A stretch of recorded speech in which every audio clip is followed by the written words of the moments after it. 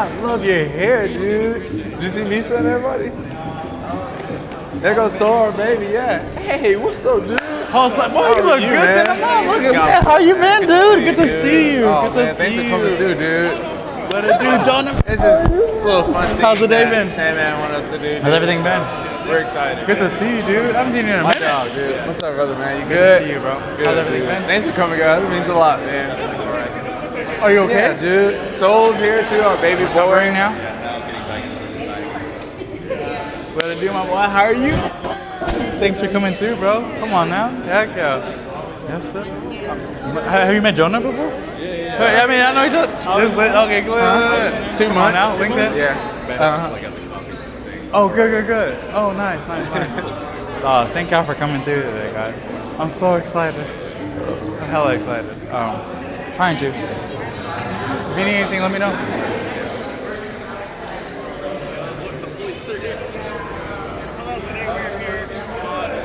Oh, nice. Because the music is... How are you, man? How's the day? Happy Sunday, dude. How you doing? Pretty good. Can't complain. I'm just happy to be here for today. I know, me too. Me too. I mean, I'm excited to be here with us today.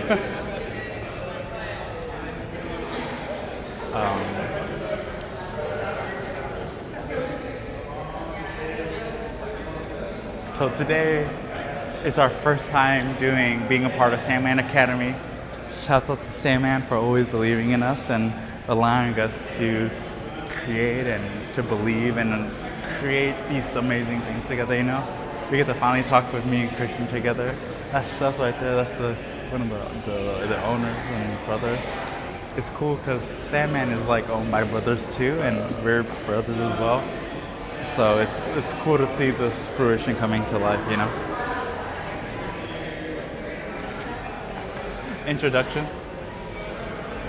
It's the boy. It's my dog. Mark's son.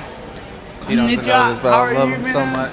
Good to see you, dude. Thanks for coming through, bro. Come on now. Mark, Man. what's up, dog? What's up, brother? You good? My dog, man. Thanks for coming, man. Yeah, man, you can take one. You take a car, man. You know it. We just having fun today, dog. So appreciate you, dude.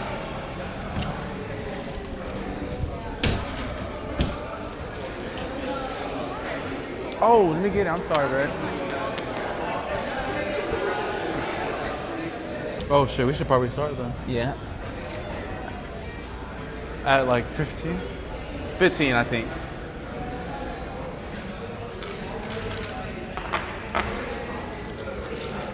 Getting the pins ready, getting the pins ready. Getting the pins ready, getting the pins ready. Who need a pen? You get a pen. Who need a pen? You get a pen.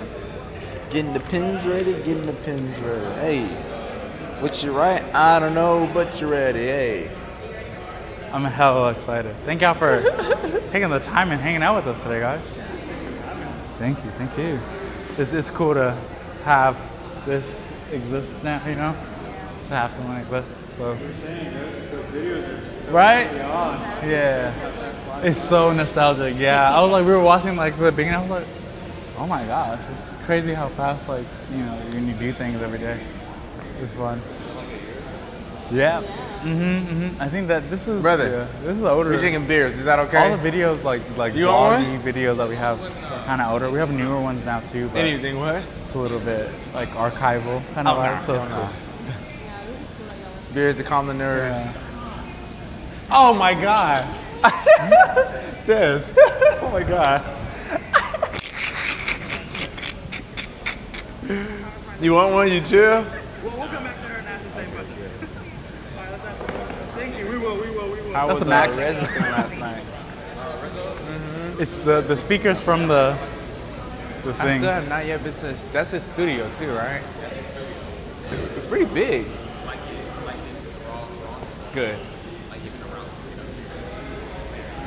Really? What floor is he on? Oh wow. No elevator. Because you did this, so I'm guessing that's footwork. Wow. Kind of like, you been to that bar called Natsuo? You never been to Natsuo? Oh, just it's walking. Houston backwards. Oh, you been there? You know, you the first floor, you just go up to the second floor, and there's like that level, but there's like that stairway, kind of like that. Oh, I'm tripping. Kind of. Let's get it, man. ありがとうございます。 Yeah. Perfect answer.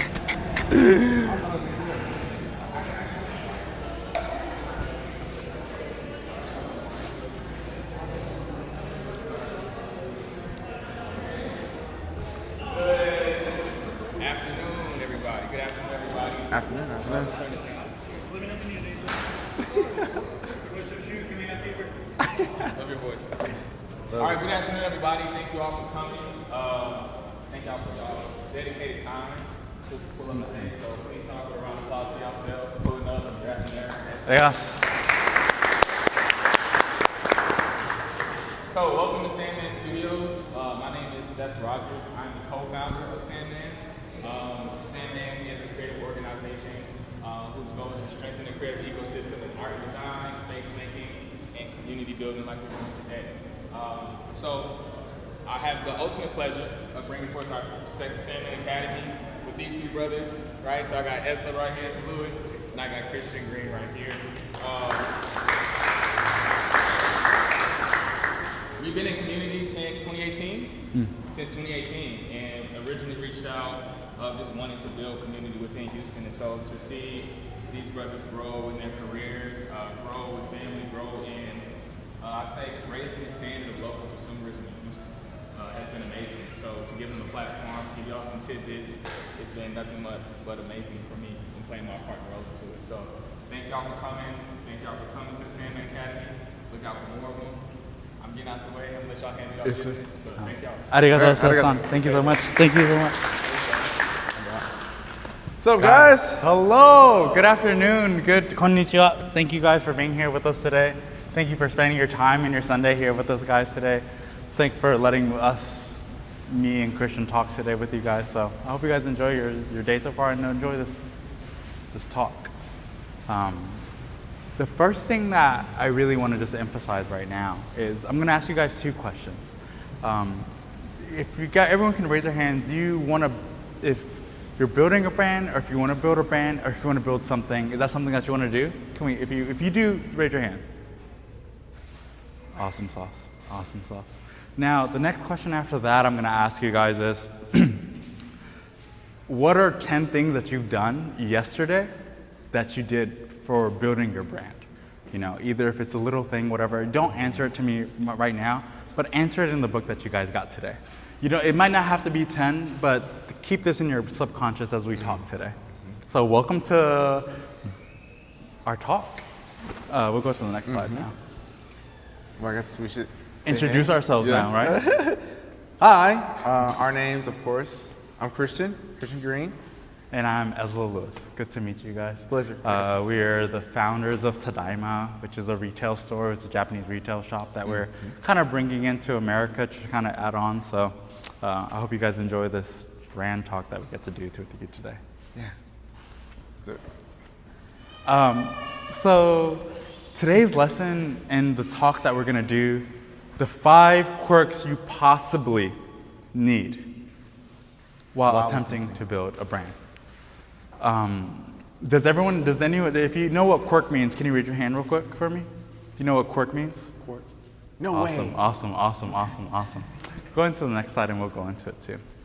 But as our truestness to recalibrate at Tadaima Co, what we do before meetings or before we talk to somebody or we have someone coming to our store, we try to recalibrate the energy. Have you guys, when you were in school, do you guys remember when you would like, it's a smart board and you have to recalibrate it, you have to click all the 9 dots and everything? This is basically it. So I'm gonna make, there's 3 steps that we're gonna do. We're gonna stand up, we're gonna bow, and we're gonna say arigato. Arigato means thank you in Japanese. And as a Japanese brand, it's just our consensus to be able to just all be on that same frequency together real quick. Is that okay with you guys? Yeah. Okay, awesome. Let's stand up real quick, guys. And I'll do it first so you guys see how it's done. Just arigato. Are you guys ready? Okay, ready? Arigato. Thank you guys. Please feel free to sit down. Thank you for doing that, guys. That's awesome. You know, the reason you do this and keeping this in mind too is everything is frequency. So now we're all set together in this tone. Like we all are listening to each other now and kind of feeling each other. So we're kind of getting into that. So thanks for doing that. All right, so number 0. So the way everything is gonna go, we're gonna ask you guys a question, and then we'll get into the slide of the actual thing that we're trying to talk about. But the first main question I want you guys to answer on your notebook that you have, or on your phone, or even in your mind right now, what's the best retail shopping experience you've ever been to, you know? And then the second question, what is the worst retail shopping experience you've ever been to? I'll let you ponder on that for now, but this question is very important as we go through each of these slides. I'm gonna get into a sec. We can go to the next one. So the first quirk is, well, our roadmap. Our roadmap, today's thing is the introduction we just did to kind of talk to each other. But let's define quirk, because no one raised their hand of understanding what quirk means. So let's define what a quirk is. A quirk literally is the synonym to trait. But the actual definition to it is basically that unique ability that you have that allows you to be distinguished from anyone else doing what you're doing.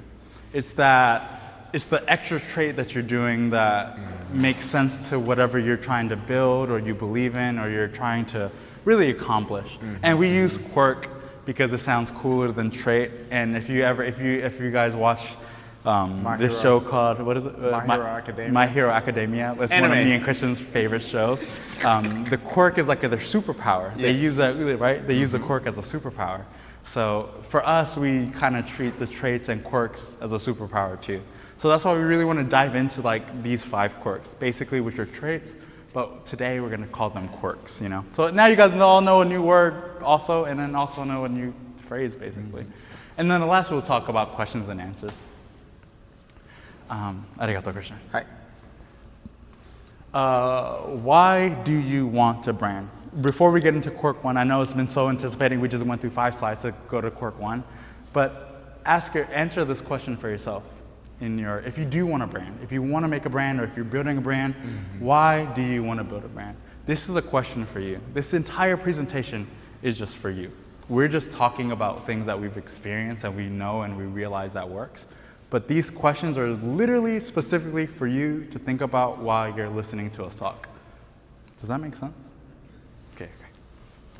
So quirk 1, finally, quirk 1 is learn to appreciate the basics of retail. Has everyone that wants to build a brand, have you guys ever worked in retail before or experienced retail before? Nice. And the reason why the basics of retail is so important to build a brand is not just to learn how to sell things, but it's learning the dynamic of how to be in the business of people. And the thing that we're able to do and what we do today and all the brands that exist that are super huge is they're literally in the people business. They put people first. It might not seem like it, but the inner concepts of every single brand that exists or everything that you do is a solution for someone that is shopping, that feels like they need to be a part of something, that feels like they want a voice or just, kind of see things. Everyone in here has a favorite brand or inspiration or a favorite person that's a brand or whatever the case may be. But if you can allow yourself to give the time and moment to understand the basics of retail, you're already 50% of building a brand. The 3 things I want you guys to ask yourself within this quirk is where can you get this experience, either if you're going to a mall or you're going to a bank or you're going to whatever job. How can you get experience working in retail? The other one that's really kind of very important to understand is this the environment that I actually want to be in? Is this something that I would be okay to see everyone do and then also make everyone do it for them, whatever your brand may be, in the industry. The main things that you really also gain from this is really understanding how to operate either a store in person, either a store online, or just talking to people in general. When I first moved to America, my second language is English, but I went to international school. But when we first moved here, understanding how the American dynamic was very interesting. But retail really allowed me to learn what Americans and what America is and what brands really feel like. The first brand I ever worked for was Hollister. And for the first 8 hours, I was just like I was untagging like security tags basically. But I fell in love that a brand can make somebody do something that's the same thing for 8 hours. That's insane. So not in a bad way, but that's passion, that's love, that's I care enough to be here to build whatever this vision is, in quote, your brand. That makes sense.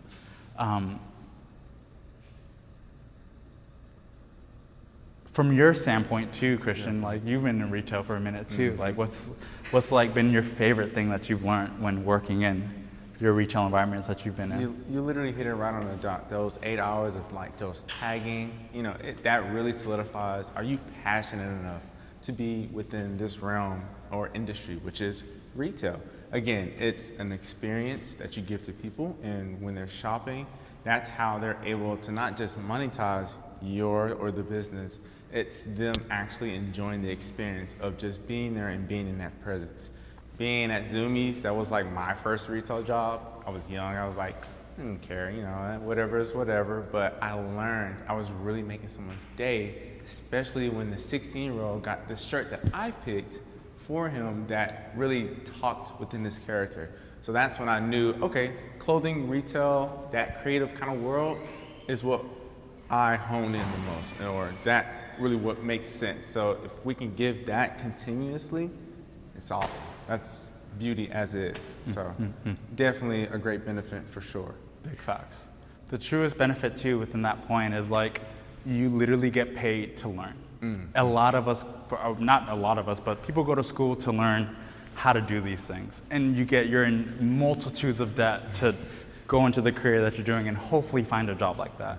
But you can literally go to the mall or go to anywhere that's already selling stuff and doing things and learn from them. It's almost kind of like use people that's already doing it, learn the systems that they're already doing, and see if it makes sense to what you want to do too. Thanks. Now, obviously, you're not going to copy every single thing that they do. You probably should, but you're going to find your own way and your own kind of crevices to create what your brand actually is and what you really want to do. I know we went on to this really importantly, but this is the most important thing, because out of all the people I've met that have brands or done brands, probably like 60% of every single person I've ever met doing brands has never worked in retail. And it's okay, and that's fine, but you're gonna get to a point where you have to really understand it. So like appreciate retail more than you think that it's just a retail job. It's deeper than what it is, So that's the super emphasis of building that brand, in a sense. That's why we kept that going there for so long. Question 2. Are you guys okay? How y'all feeling? Y'all okay? Questions so far? You're good? You're good? Awesome. So number 2, what is your vision and what is your mission? Vision and mission are different things. As a example, our vision, my personal vision is to create, amazing products and allow people to appreciate what they already use. But the mission to do that, so I can succeed that vision, is creating stores, creating brands, creating environments or spaces so people can learn how to do that, which is appreciating what they already have, which is either if it's products or creativity or career, whatever the case may be. The whole entire vision is to make people appreciate things even deeper than they already do. Does that make sense? So answer that for yourself. Answer that for yourself too as we talk about the next thing too. Whatever your vision is, which is your goal, and then your mission of what you need to do to actually accomplish that exact vision or goal, basically. So quirk 2, believe in your mission and vision more than anyone else that breathes. Literally. I know you've probably heard it and seen that before, and it sounds very obvious, but it's the truest thing ever. You know, you're gonna always go through obstacles or people who don't believe in you. You might even not believe in yourself. You know, you're your worst critic, and that's okay. But still, at the end of the day, have that ability to be like, you know, I need to keep doing this vision. I need to keep doing this mission, and I need to keep doing the things I need to do every day to hopefully one day fulfill these things. You know, the reason why it's kind of important to believe in it more than anything else and anyone is because as you keep growing and as you keep doing these things, you're going to go through obstacles. You're going to go through whatever life gives you, you know, whatever that may be in your life. It can be, you know, anything.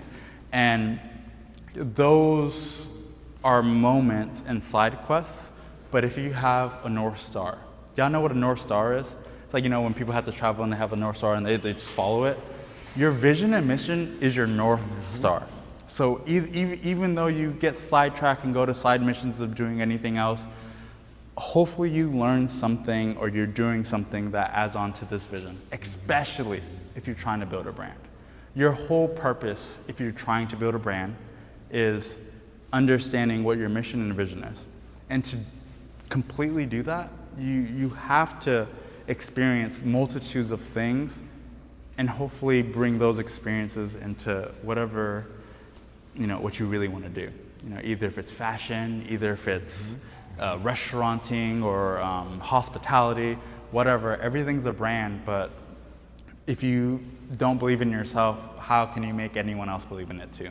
You know, all the favorite brand that we all love, basically, somebody was in there deeper thinking about how to make people believe in what they're trying to do. You know, like everyone's wearing something right now. And essentially you got it because you believed in whatever that product was or whatever it may be. It might have been vintage or something, but you just felt a certain thing. And someone before thought of an energy and was like, oh man, someone's gonna appreciate this so much. And the fact that you got it and you're wearing it today is their answer. Does that make sense? I know it sounds a little bit kind of like a little deeper than it is, but it is deep like that. Being able to understand exactly what your mission is and your vision is, you'll never get distracted. You always have a mission, you know? Even if you feel like you're doing other things that don't seem like it's for the brand or for your goals and stuff, essentially it is an answer to something else. So don't discredit yourself or don't beat yourself up if you feel like you're doing something else that doesn't feel like a part of your vision and your mission and your brands and stuff. Use it as a time to experience stuff, you know? The best brands come through experience, and you really feel that just because you don't get taught experience. You have to experience, you know? Like even me telling everyone about this, like we can talk all day about like, you know, what to do, but if you're not going out there and truly getting your feet dirty and your hands dirty and really like just getting involved into whatever you're doing in whatever industry, you can probably be in your industry, but you're not gonna build a brand probably. You might. I'm not gonna say that you're not gonna do it, but these dynamics seem like a constant trait, a constant quirk that a lot of the people that already do it do, if that makes sense. Questions? Quirk 3. All right. This is more specific for you.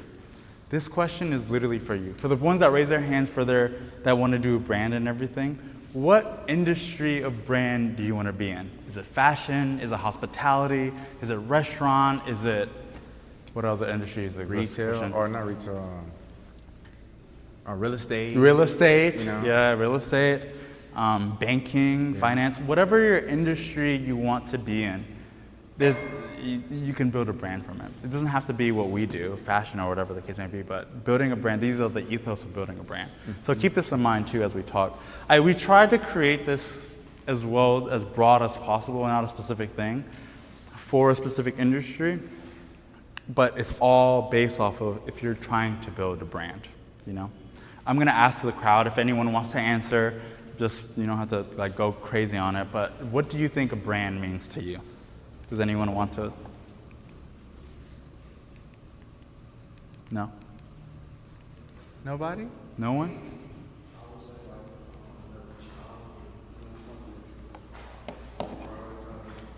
Yes, that was amazing actually. Another child, it is. A brand is another child.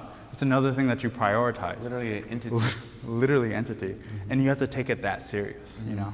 Like a brand is a child. And the fact that that's how you think, and I don't know how everyone else's answer was, but that's an amazing answer. Thank you for actually answering that. But ask yourself that question too, you know? What is a brand to you? And if you don't think about it as important as a living being, you already lost, if that makes sense. So next, I hope you guys wrote your industry that you want to be in. Constantly work on your craft every single day. Remember one of the first questions I asked you guys, what did you do yesterday? If you did 10 things, what were the 10 things that you did for your brand or the brand that you want to build? This is basically that answer. Did you work on your craft every day? No matter what the industry that you're in, let's say you're in the food industry, are you learning and figuring out how to make amazing dishes or experiences? If you're in retail, are you creating graphics or are you understanding how to make an experience better? Or, you know, if you're in, what's another industry? Tech. Are you coding every day? Are you learning what codes that needs to happen? What are you doing in your craft? You already know what you have to do. I don't have to explain anything. You already know what you have to do in your craft. But what are you doing every single day to at least be 1% better in the craft? Example for us, since we're in the retail space, we're always trying to figure out how can we make the experience even just 1% better.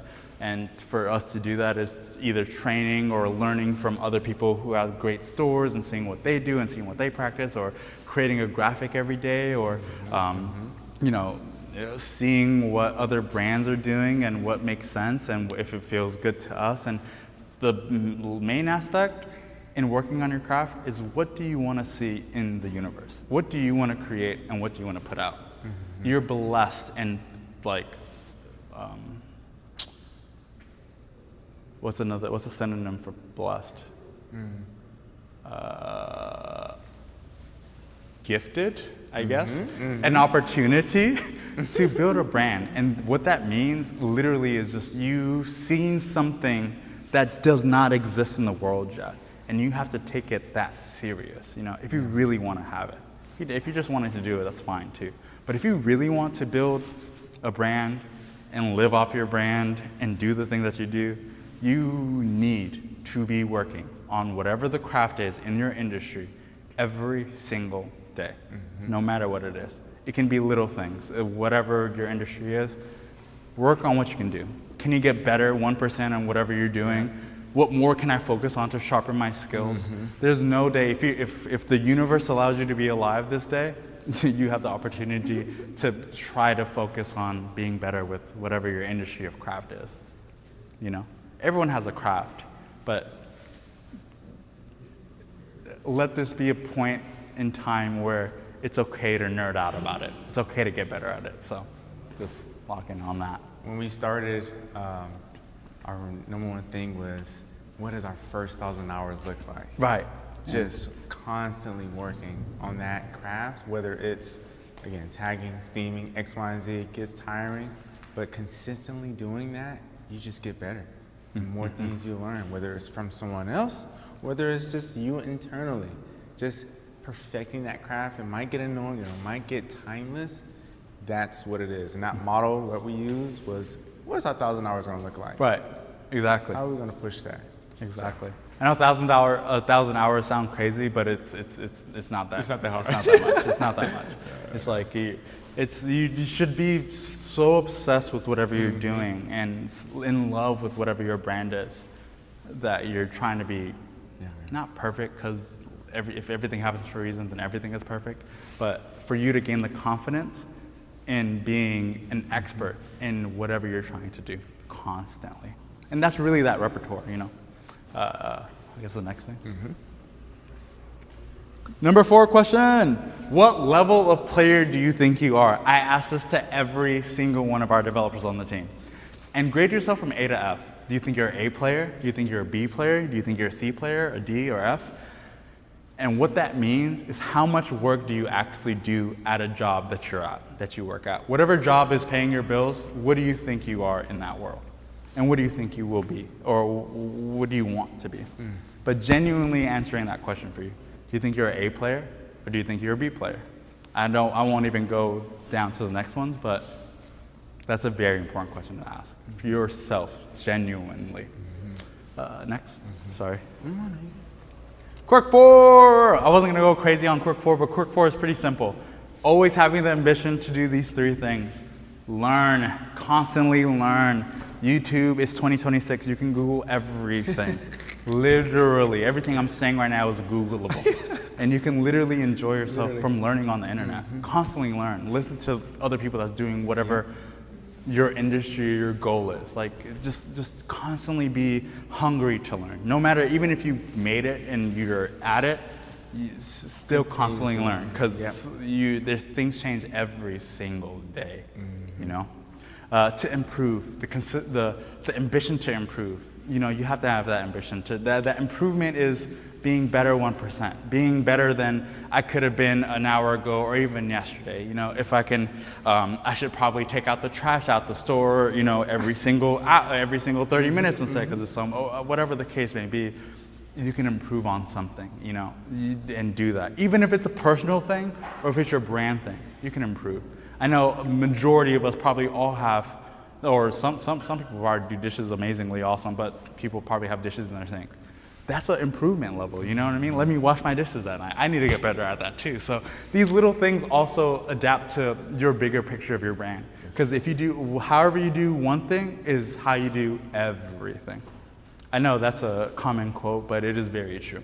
And you should feel like that, because as soon as you get complacent or lazy in doing one task that's not that minimal, it's gonna leak out into whatever that is actually important, you know? So take that part a little bit seriously to improve, because that's like gas almost, in a sense, for a car. And be consistent. Consistency is everything. Social media or working or anything, you have to be consistent in anything, you know? If you wanna be a good runner, you're not just only running 1 mile like for 1 month. You're running a mile every single day to hopefully not breathe crazy or whatever the case may be. But these little consistency things is everything. You have to be consistent. And you guys being here already know that, but consistency is like the ultimate key in the oil to allowing yourself to really succeed or to do whatever you want to do. Not just anything, you know. Quirk 5. There's no question for Quirk 5, but Quirk 5 is my favorite thing. Is because this is what I've always believed in since I was a kid, since we moved to America, and use what you already have. I was literally folding jeans at Hollister and was like, I'm building a brand. And I made the name, I made Pelicos, and I went to the soccer room and I was like, told my manager, like, does Pelico sound like a cool high fashion company? He was like, yeah, that sounds cool. And I just walked back and I kept folding jeans and I was just constantly just thinking about it. And I went back home and was like, what do I have to be able to build a brand? I had Sharpies. And I used my pair of jeans that I had and was like, oh, let me just draw my logo or draw something and just build this thing. Literally a month later, I figured out however I could do to build a fashion show. My first fashion show was literally 5 t-shirts and all those jeans that I put the logos on, basically, from like thrift stores or whatever, and found those people. And that was the first way for me to put out my vision with the things that I already had, you know. The reason why I was able to get that was because there was a space that we could do it. I had friends that were down to just wear t-shirts and jeans and walk real quick. And I had people around me that cared enough to come to the thing. It was only like 12 people. Majority was my family, but it's just the fact that I was able to do that and practice that was everything. And it allowed me to think like, oh, you can do everything. And if you have a vision already, the universe technically has these little tools in your toolkit that you have at home or in your closet or wherever to probably use. So thinking outside the box a little bit, thinking about what you already have and seeing what you can do to the fullest, you know. Obviously, you can get stuff from Amazon or wherever to get any extra add-ons and stuff, but see what you already have. Look at your assets that you have. Look at what the universe allowed you to have right now as you're thinking about building a brand, you know? And you already have the resources. It's just for those resources to ignite is you, basically. It's 90%, what is it? It's 10%.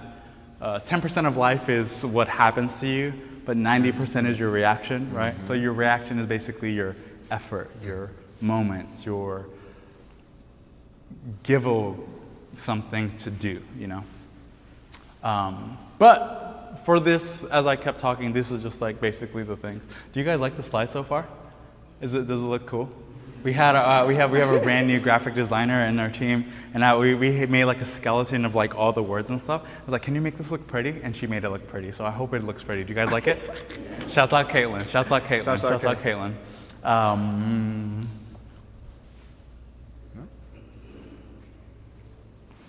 Yeah. Come on. Next. Now, the bonus quirks. Now, we finished the 5 quirks, but this is the bonus quirk. The bonus quirks are just like thoughts and just words to kind of think about. Appreciate, create, innovate, inspire, and obsess. One of the things that I really want to hone in on is obsess. Obsess about your brand. Obsess about your vision. Obsess about whatever you feel like should be into the world, you know? I know there's a huge connotation of being obsessive and obsession, but I don't know if you guys seen that new movie, like Obsession, that's like a new movie that exists right now. Be that crazy towards your brand, you know? Literally.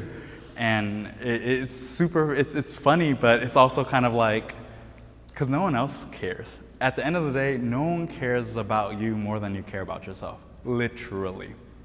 And if you don't care about yourself more than anything, how can you care about the brand that you're trying to build? And being obsessive allows you to really enjoy what you're doing, you know? Like, it gives you the focus. It gives you that pure guidance of like, this is what I need to be doing, and this is how I should do it, and this is how I want the world to see it. And, you know, being creatives, which is probably everyone in here is a creative. If you're here, you're your biggest critic, and that's like the hardest thing ever. But when you have that obsessive mentality of trying to do the best you can possibly do in your brand, in your vision, in your focus, and whatever you really want to do, you're just on this super high and this, you have your own horse, you have your own North Star, you're constantly in motion, you know?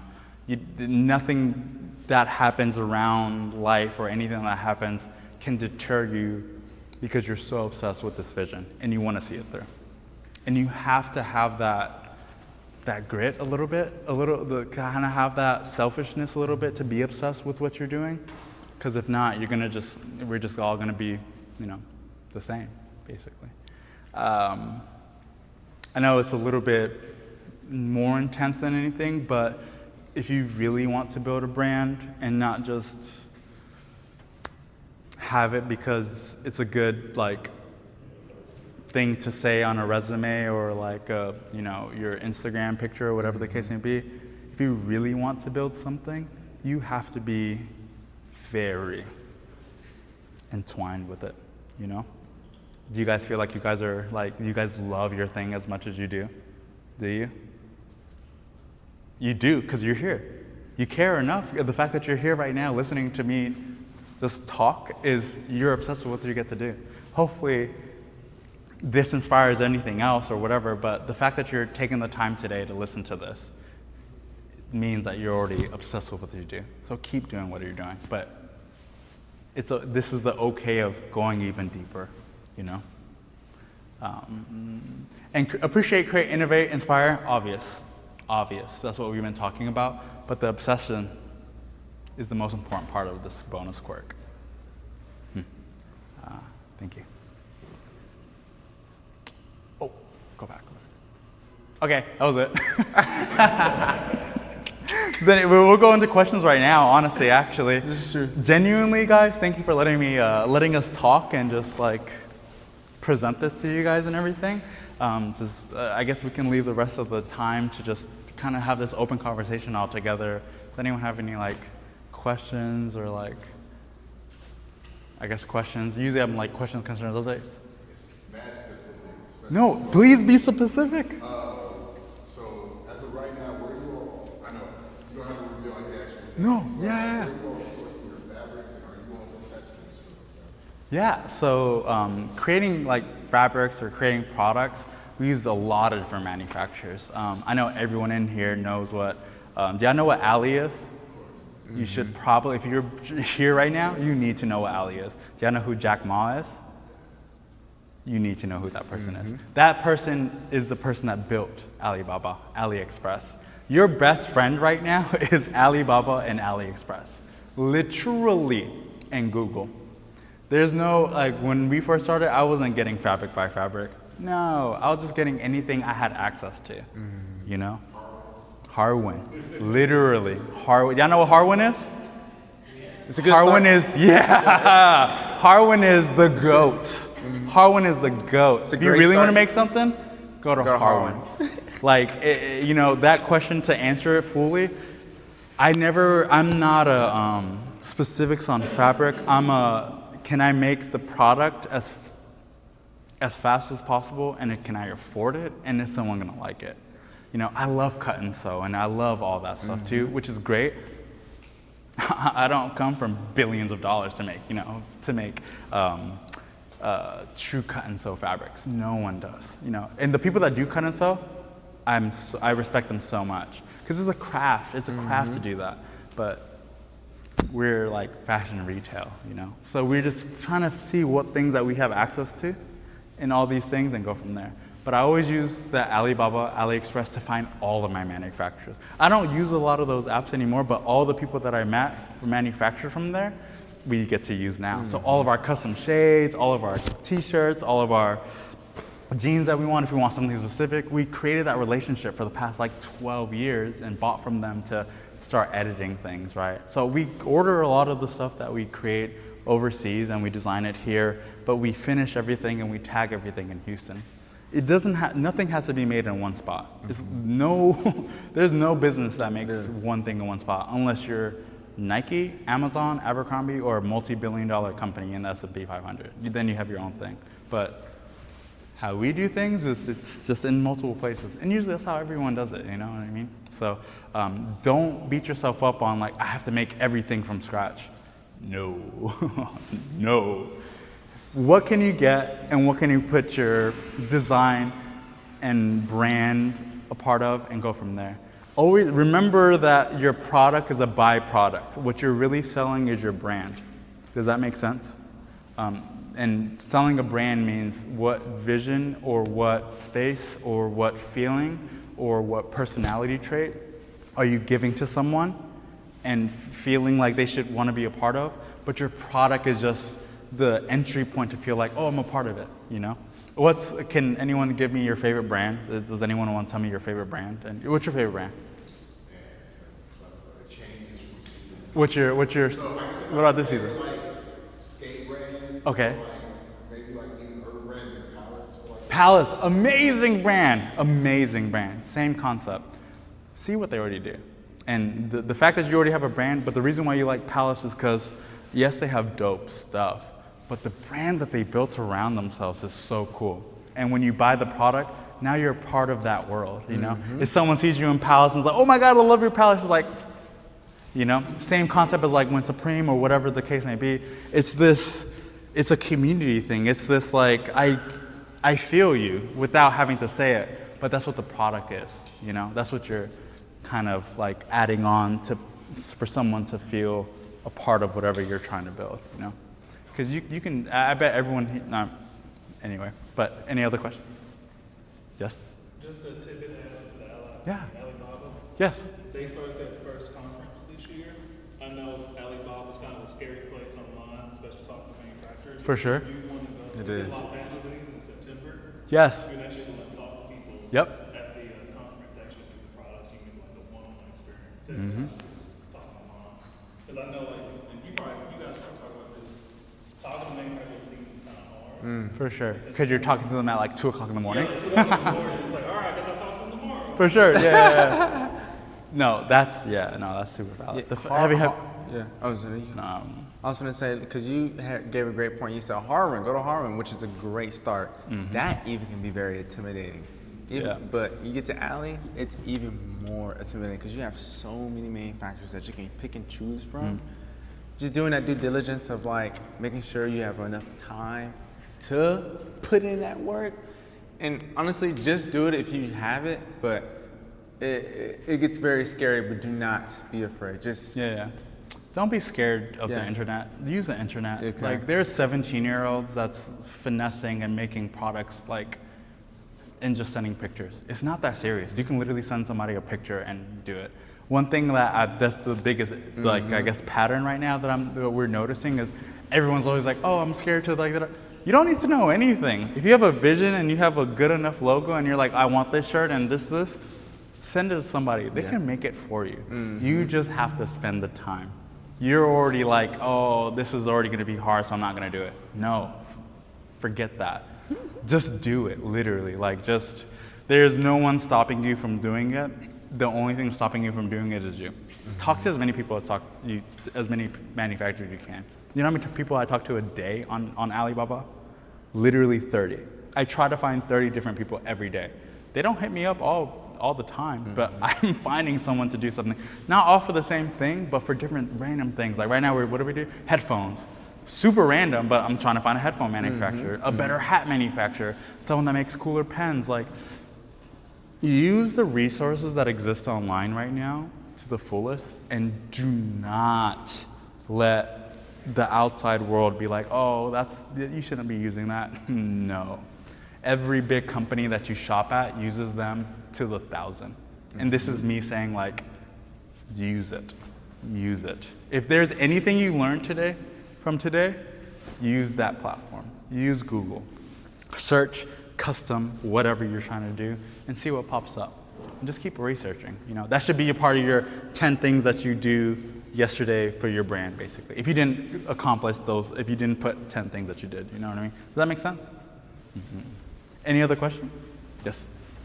Kind of like you talking about like using your resources. I just wanted to ask your experience, like going from a creator and a designer to now becoming a business owner, paying taxes and getting into all the legalities. Like, how was your experience with that? That's good. And how was that learning curve? It's a great question. Huge learning curve. Huge learning curve. But it wasn't that big of a curve because I always worked at a retailer as I was building my brand. I've always done Palico since I was 16. It's always been an online brand, but I always worked for a multi-million-dollar or billion-dollar company, either if it was the Journeys or Abercrombie and Fitch, wherever the case may be. But I used their learnings to learn how they did, you know, what you have to do for taxes and what you have to do for whatever the case may be. What I really learned, like specific small businesses, when I started working for small businesses. So the big picture, I worked at the bigger corporations to learn like how they already do it, basically. But the smaller brands, the local brands, I learned how to just build it with what you already have now. So the taxes, you know, finding an accountant or finding, you know, Googling specific things or questions to, like, obviously you have to do a whole bunch of stuff. There's so many legal loopholes or legal things that you have to do, but you have to take the time to research those things, you know? You already have the question, so you just have to ask it on Google or something. Because I every time I had a question on like the taxes or, you know, the permits that you have to have to whatever, there's so many things that block it. But they're all Googleable things. And there's all something that someone's done. And it's always okay to ask somebody to do it, you know? Like, the way I did it, I literally just Googled it. I was like, what permit do you need to sell clothes in Houston, Texas in 1,000 square foot space? Literally use Google. Like, my favorite quote from my dad, Google it. Literally, just Google it. And that's been, you know, and it seems super broad, but you just have to. You just have to give yourself that notion of spending that time and seeing those answers, you know, because the answers are on there and everything. Either if it's like getting your trademarks, copyrights, or all the legalities of things. There's so much information online. Like I don't even know everything. I'm still learning from I really don't. I'm still just learning and everything too. But my best friend is Google. But the fact that we all live in an AI era now, you get to have an agent to do it. So utilize your resources. You know what I mean? I hope that answered it okay. Yeah. But and to truly answer, don't let that to truly answer. I would just easy word. I never noticed when we first got in tax advisor. That's our help. Yeah. Tax advisor is the biggest thing. There's multiple jobs out here in Houston that help small businesses with stuff like that. Tax advisor is what it's called. And another thing, which is another challenge, whenever you're monetizing, just put 10% of what you made within a week, or maybe even a month if you want to put that long. Put it away to some savings, or just away for your accountant, or again, tax advisor is what it's called. But 10% away from everything. But that's what really helped us too as well. So, yeah. Did I answer that okay? Yes. Okay. The ours is just super scary. So No, I know it's No, super, it is. No, it's super scary, but literally, whatever, like, just Google, like, genuinely, like, I know this sounds like the worst thing I could possibly tell you, but literally, like, just type it up. Yeah. I literally, this morning, I think, what was I trying to figure out? I'm trying to figure out how to sell, like, legally sell water, and I literally Googled, what permits do you need to sell water? And it's like a whole bunch of stuff that you have to do, but now we have that list, you know? And the more you work on it, the more you have it. The answers are there for you. You have to do the work. You know, you have to do the research. No one's gonna do it for you. Like I said in the beginning, no one cares about you. They don't, except yourself and your vision, you know? Seth? Well, no, she can go first. Oh, go ahead. You can go first. She go first. My question was, I wanted you to speak a little more about consistency, but also prioritizing rest and your physical health into your body. Big facts. Big facts. I'll say this. We went to dinner one day, and we just started Tadaima. Those $1,000 that we said in the slide, it was a huge quote, but sometimes it was a lot. And again, Pops, he's in the stands, by the way, we're in the chairs. He said, we sat down, was eating, he said, you guys look like shit. Rest is a number one thing, I would say for sure, when building a brand. Of course, go all in at it, like do what you need to do and have those hours in, but please also get your rest. Sometimes you might not get your rest though. Like, work on those aspects and do what you do. Stay up, especially if it is Alley and stuff like that you use, because they are overnighters, but rest was a huge thing for us, which is why we did run clubs and stuff like that, to get active and to get our minds going and stuff like that. Thank God we were right next to a coffee shop too, but other than that, yes, that's a great question, and I hope I answered that correctly. And brother. No, that was super valid. Can I ask you one question? You want to build a brand, right? What do you want to do with the brand? Like how big? You don't have to answer this specifically, but it all depends on the scale of how big you want it to do. If you really want to influence the mass, you're gonna sleep and rest and stuff, but every waking moment you're up should be towards what you're doing.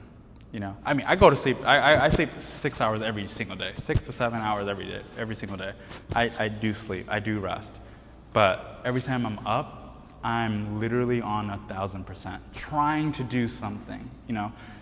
But there might be times where I'm just like lazy and stuff, but as long as I'm like going back into it, it's good.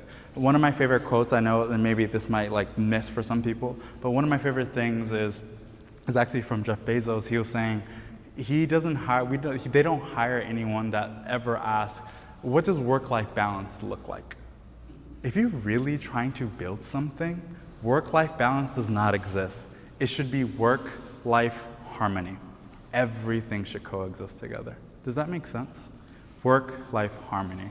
Literally ripped that from them. But it does really make sense. It's really about whatever you're already doing and what you want to do, and with the time that you have. Like, I'm a father of 2 and a hubby, and I have to do other things too, but also I'll take the time to do my business. You're gonna have, everyone's like the fact that we're alive gives us the opportunity to not kill ourselves to do what we're trying to do, but push yourself, you know? It's like if you ever played a sport or if you ever try to do anything like extreme, you have to do the extreme to get something that you really want, you know?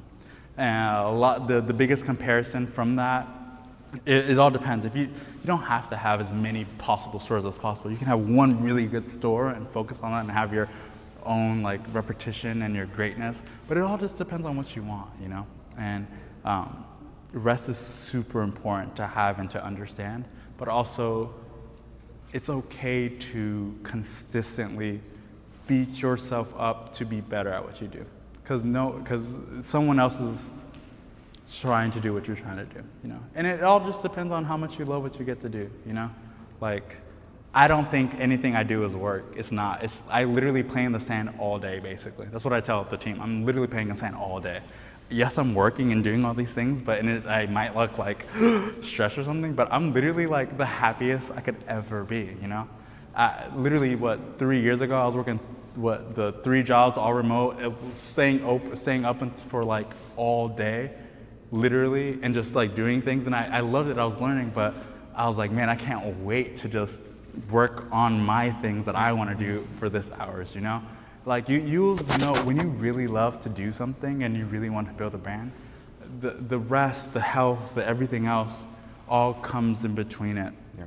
But when you have that North Star or you have that mission or vision, you really allow yourself to kind of like appreciate that aspect. But there's 2 books that I read that allows me to do, like not be so stressed.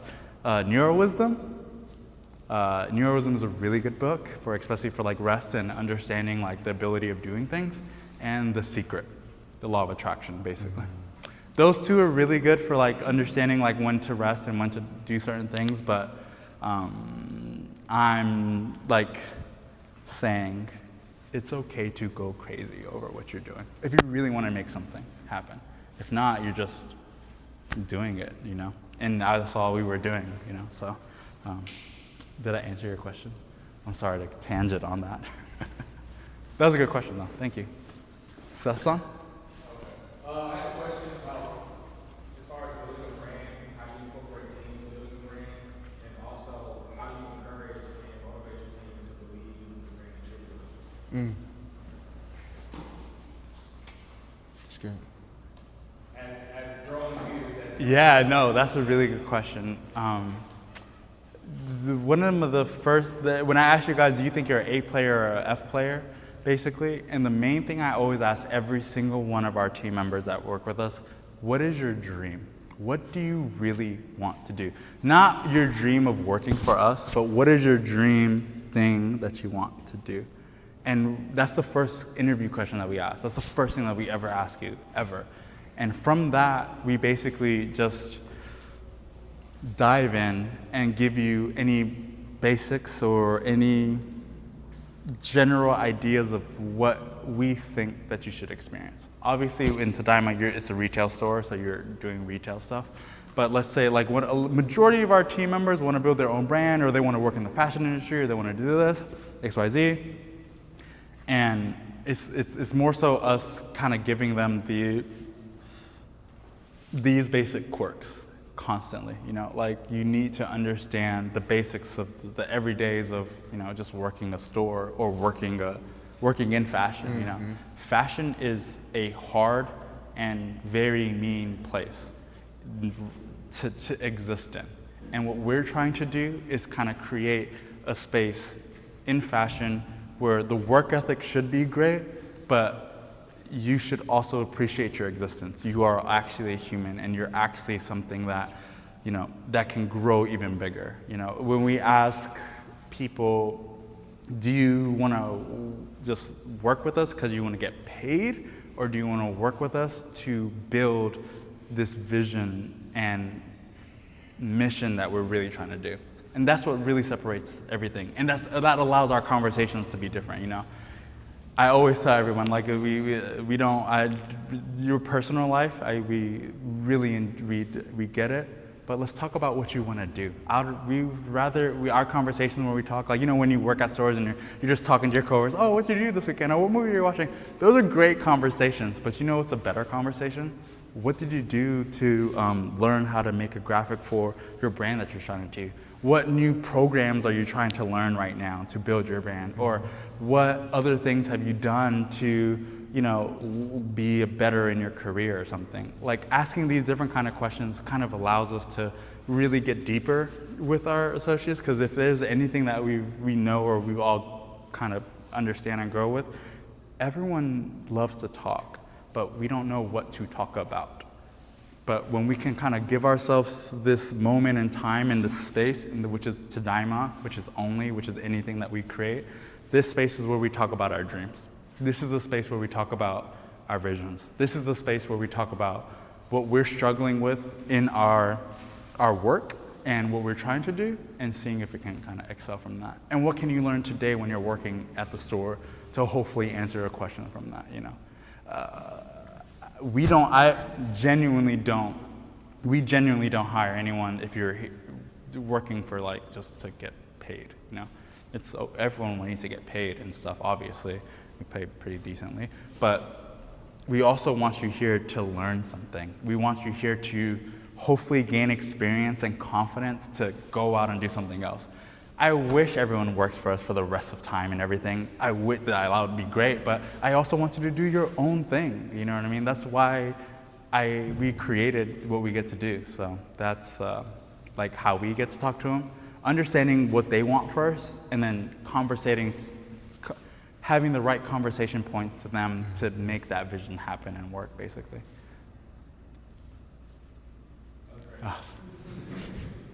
Are we okay with time? Yeah. Oh, yeah. Any other questions? Any other questions? Yes. Okay, when building a brand, right? Do you have any advice for those when they catch themselves starting to lose their vision, or they're at a fork in the road, am I called to rebrand, am I called to start over? How do you keep pushing forward? One of my favorite questions is, why did I do this in the first place? It might not spark a lot, but hopefully that question answers or gives you more questions. Like, okay, what made me start this? I love to do this thing, but maybe I don't love doing it now. But what have I experienced from me asking that question till now, and what did I like doing? You're constantly just asking yourself, what do you like to do, actually? And what can you actually do? And building a brand, obviously you're doing all these multitudes of things all the time, and you're just kind of all these side missions and all these things, but having that true mission, having that true North Star, allows you not to kind of steer off too much. It can change all the time, and it's okay for it to change. It should change. Palicos was first positivity, creativity, and belief. That's what we first made it, right? But now it's thank you for existing, because it evolutionizes. And that's what matures as a brand. A brand is like a child, like what he said. It grows up. And when you feel like that, it's an okay thing. It means that it's time to grow up, or it's time to reevaluate something, still keep the same mission and keep that ethos that you have, obviously. But what are you experiencing now that's making you feel like I should rethink it? So then you can add on to that mission. Your mission does not have to be the same mission when you first started. It just has to be better and more awesome for yourself. Make yourself happy. The reason why we want brands is to make ourselves, enjoy what we do, And as soon as we feel like, I don't really love doing that as much, figure out ways to kind of find more things, but then also understand that that's part of the work too, Don't beat yourself up on it, but more so just okay, it's time to what else can I do? If that makes sense. Does that make sense? Yeah, that's good. That's an awesome question. Yeah. Change is arduous. Yeah. But fear comes very easy. So arduous means difficult, but yes, change if you can. If you can. Question: how did you truly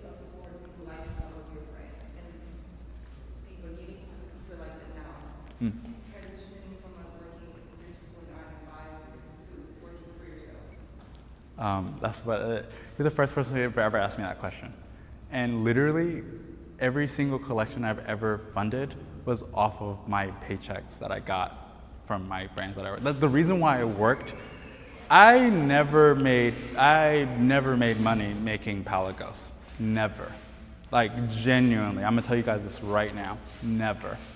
But the belief was genuinely, like we just wanted to build a brand and wanted to know what to do, and kind of whatever I had access to at the moment, I'll get to use, you know? The main thing I was saying earlier was like, you have to use what you already have.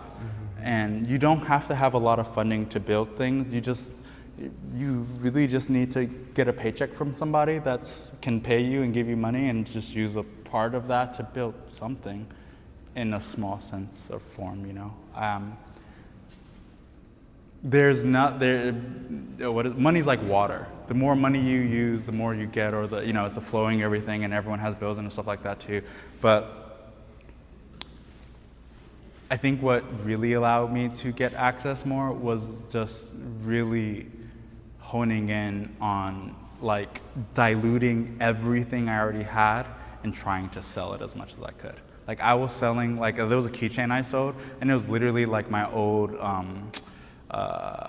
it was like this jewelry sample thing that I was trying to make. I was trying to make jewelry, and we had these little keychains and stuff, and I would sell them for like $10 and when I was in college for a little bit, just to do whatever.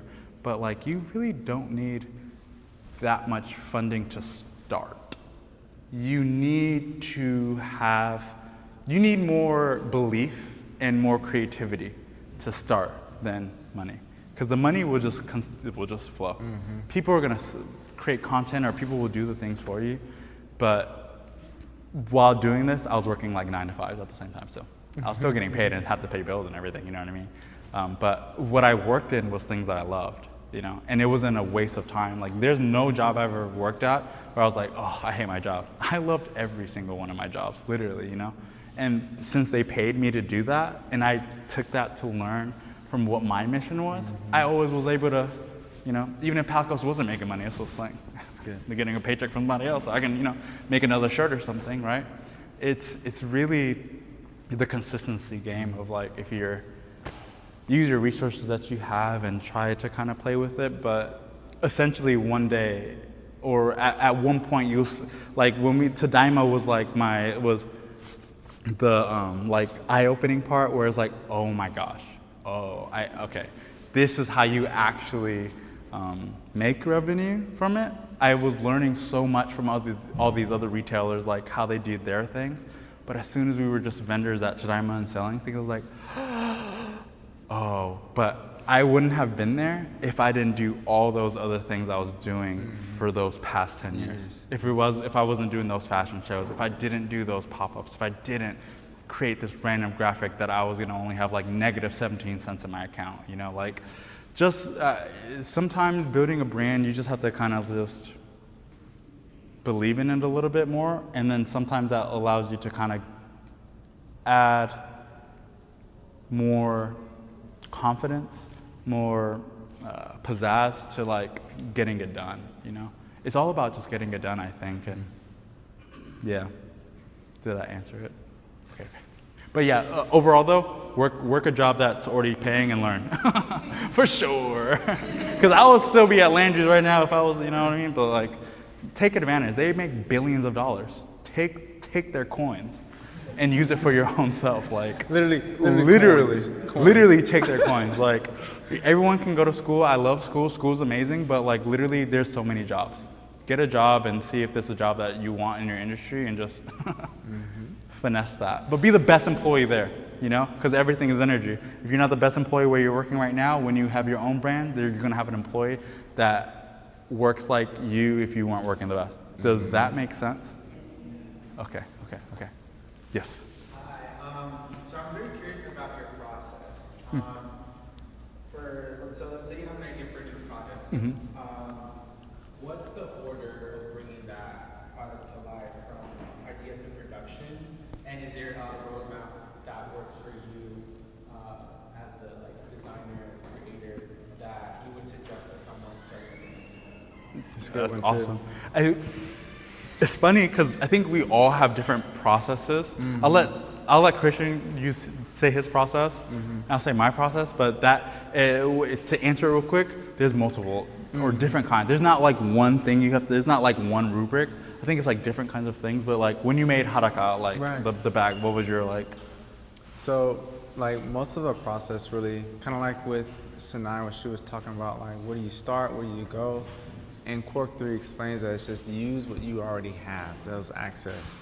So me, I come from vintage. I used to work at, like, vintage clothing stores, manage that, do pop-ups and stuff. And then eventually, I looked in my closet and I was like, yeah, I got too much clothing. So I was like, what can I do with this? And I started with Depop, and then I did pop-ups, and I'm like, yeah, maybe I should make my own brand. I knew that was like my heart and order. And we took inspiration from those pieces. This is how we start.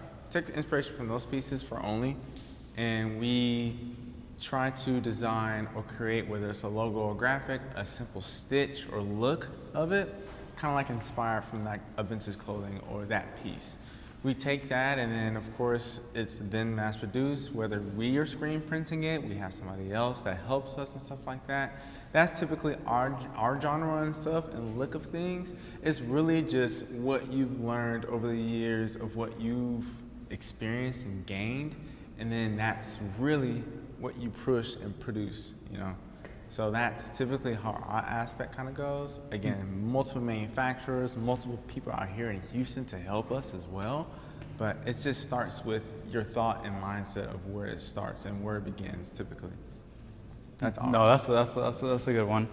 I guess make it another version too. Another version that we'll do, like what I used to always do, what we still do now, is when you're making a product, you're obviously like inspired by you because you saw something. Mm-hmm. Obviously the mood board, and then next, the second step is who can make this.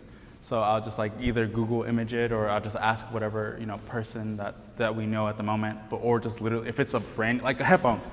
Let's use the headphones. Right, okay, so right now the process I'm making with headphones. The first thing I did was make a mood board of every headphone that I feel like would be cool in Tadaima. Next, send these pictures to any manufacturer that would make custom headphones and see which one says yes. The third one is creating the actual design of it, the feeling, what should it actually look like. But during these 3 steps, I'm just waiting to see if I can actually make it or not. But as soon as I get the confirmation, I was like, oh yeah, we can make this, then I start making the flow or the understanding of it. But now there's other creators and other people like Leslie and Misa and everyone on our team that kind of makes it their own thing too within the vision. But to create the product, my favorite 3 things to do: make the mood board, find the manufacturer that's willing to do it, and then 3, seeing if you can design it to a way that you want to design it. Don't take too long on the design though. If there's anything I would say from that question, do not take long on your designs. One of my things that I've been saying to all my creatives that work with us is if you're coming to me and you're showing me one design, you don't even deserve to be like hard on yourself, like, oh, I don't really like it. It's like, no. You're not even privileged enough to do that. You need to make 30 different versions of one thing and see which colors or how it should look and think, and then have a choice to play with. If you're creative, it's not that hard to make a logo bigger or smaller or in a different font. It's pretty simple. Just make another page and then show these things. But from that, options. Give yourself options. The best way to create products is to have so many options. So then whatever your manufacturer is or whoever you can kind of go to, someone's going to be able to make something. So you're never like, oh, I'm making this one thing, and they're like, nope, now you have to go restart the whole process again. Have a Rolodex of things that you have, even if it's the same product, different color, different font, different whatever. Pick something and don't take too long on picking it. I literally give myself like 2 minutes to pick something real quick and like just go. But just pick it and go and test it and then try to make something else. It's a numbers game at the end of the day. It's the more that you do and the more that you love it, for that specific product. You know, I don't know if that makes sense, but yeah, that's like the three like like the, That's good. Yeah. Thank you, Alex. Yes, sir. What has been your most experimental like product you've made? What's been like the product that you kind of the most fun with, and have you seen any like satisfaction in creating that product in store? My fragrance, my slate, the first fragrance I ever made. When I worked at Hollister, you know Abercrombie & Fitch, the Hollister, their whole ethos is the smell of the store. So when I was like, I want to build my brand, I was like, the first product I want to make is a fragrance. It took me 11 years now to make that fragrance, and fragrances is the most fun thing I've ever like developed, because you're designing like the packaging and all this thing, but you're more so designing like the atmosphere than anything. Like with like clothes or hats or like jewelry or glasses, you're designing a style. But fragrance, you're designing an atmosphere, and I think that was like that's been my most like whoa, like interesting and most intriguing thing that we've done so far. Fragrance for sure. Yes. Yes, sir. Yes. Yes. Nice. Thank you for creating. Yes, sir.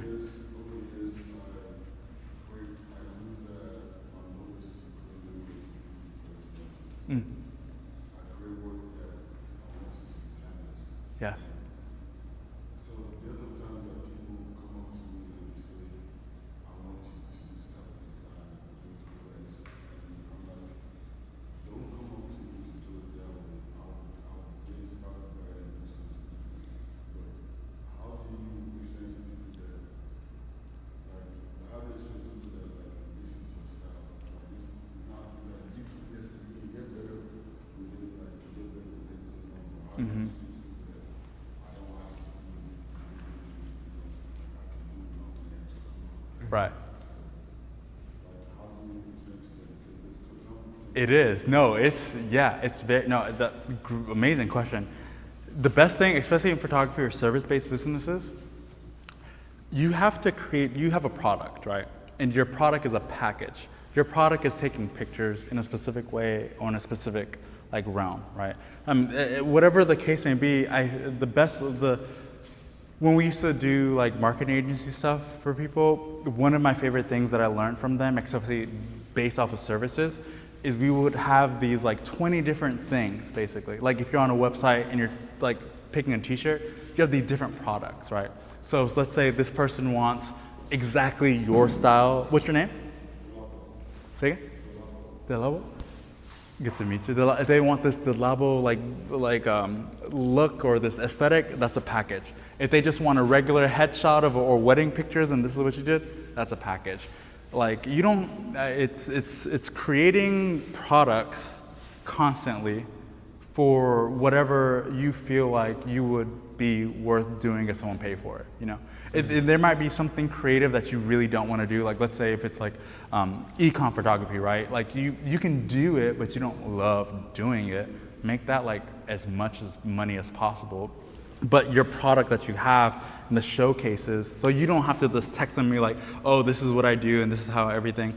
You just have this like site or this product page or this marketplace where someone can just look through and like, oh, I really like, let's say they're here for like wedding pictures or something, or they're here for a brand picture, just get the basics picture or something. Like creating these, I think the best, I hope it makes sense, but it's more so like,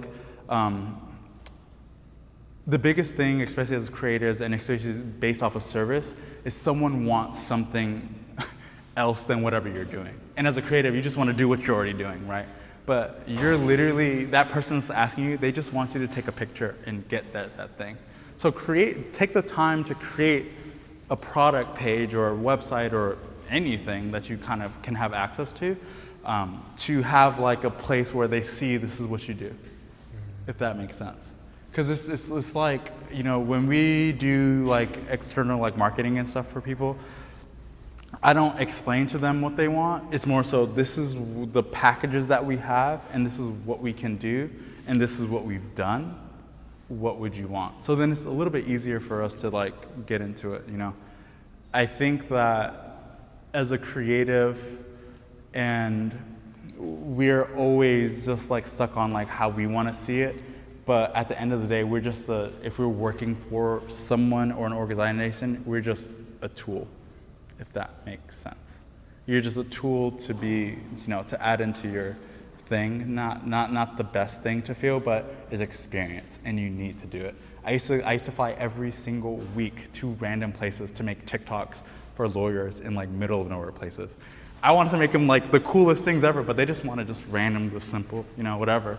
But everyone wants something. But as long as you can just appreciate what you're going through and the client that you have at the moment, you can at least add on to those things. You're not going to always create what you exactly want. Like, we're not at the point yet, you know. But essentially, as you keep doing these different projects or these different things that you do for people, you start to see these, I guess, different experiences and stuff. I know it's different in service-based industry because you're in constant, but if there's anything that I've truly learned working in agencies is definitely you have to make a lot of stuff, and you have to make the things that you feel like people would want accessibly easy, you know. I think I don't know if I answered it correctly, but the best thing to do is like creating these like package realms of like just this is what I do and this is the only thing I do for this specific thing, and kind of going from there. The more specific you are in the specific thing that you're selling, the better. So you don't have to overly explain via text, like this is what we're doing, and this is what, you know. Does that make sense? That was a good question though. Thank you. Adios. Anyone else? Yes. So like to me, like starting a brand, one of the hardest things is coming up with a name. Like, do you have the advice on coming up with a name for the brand, or like how do you come up with the name for all your brands? How many times have you written down a name? Probably a lot. Like, I would change my mind like every 3 months. For sure. What? So like how was like you came up with that? What? Like Immediately, but it was actually going to be like Palacosi or Palasi or Pasi. It was also going to be called Neon. I don't know what the fuck I was on, but I'm glad it was not that. But you kind of have to just constantly just like give yourself a name and just pick one. And I was just like, I'm taking too long on it, and I'm like, let me just pick Palicos, because Palicos sounds like back then it's not bad, and it looked better than Palacosi, so like, that's cool. Palacosi sounds cool though, but you just pick one, you know, like just pick one and just run with it, because you can always remake another name, you know. Tadaima is like a Tadaima only was made literally via just because the moment we were in, right? Like we were just like. We just needed a good name and that made sense, and just this is what we picked it. I think the biggest downfall of anyone that's building brands and trying to think of a logo or a name is you make this good that you give yourself a lot of options, and you should, but you have to pick one and just run with it. And then essentially you can like change it as well, but you just have to like literally just pick one and just see how it goes and play with it, because you can make as many brands as you want, you know. There's no limit in make as you know. It's literally you can do whatever you kind of want to, but it's always good to just like let me just pick one real quick and just play with it, so I can keep doing the other stuff that I have to do to actually build the brand, you know. Because the more time you focus on one thing, you're losing that time to focus on the 100 other things that you kind of have to do for a brand. So the fact that you know your brand already, you're already ahead, but just pick anything that you like. Arigato. It's time? Yes. Can we give them another round of applause?